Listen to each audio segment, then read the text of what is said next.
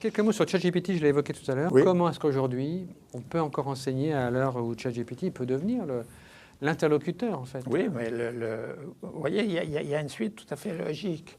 Tout à l'heure, je disais, c'est les Microsoft, c'est Internet, où il y a des gens qui lancent des formations à tour de bras. ChatGPT va, en fait, remplacer mon polycopier. Et les jeunes, maintenant, ils savent pertinemment cela.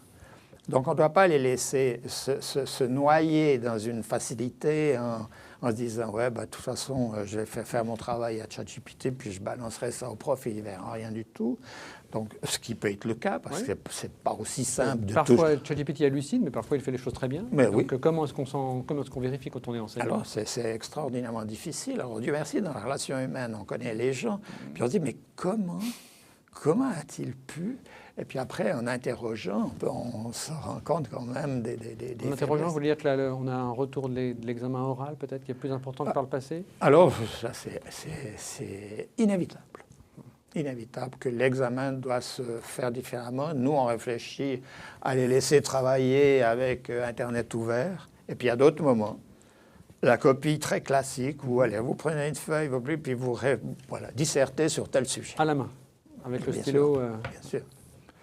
Et puis, après, on doit aussi responsabiliser. Parce qu'il y aura toujours des étudiants qui tenteront d'être à la marge.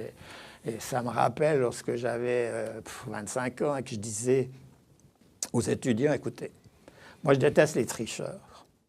Par contre, si parmi vous, il y en a un qui est le professionnel de la triche, que je n'y vois rien du tout, je lui tire mon chapeau. Mais attention, si je l'attrape, ça sera 0, et 0, ça peut être éliminatoire au bout de l'année. Ça veut dire qu'à l'ESM, même malgré les frais de décollage assez élevés, on peut échouer. Ce n'est pas une garantie de Non, réussite. ce n'est pas une garantie de réussite. Non, je pense que il y a 20% des étudiants qui font une 3e année pour attraper des choses.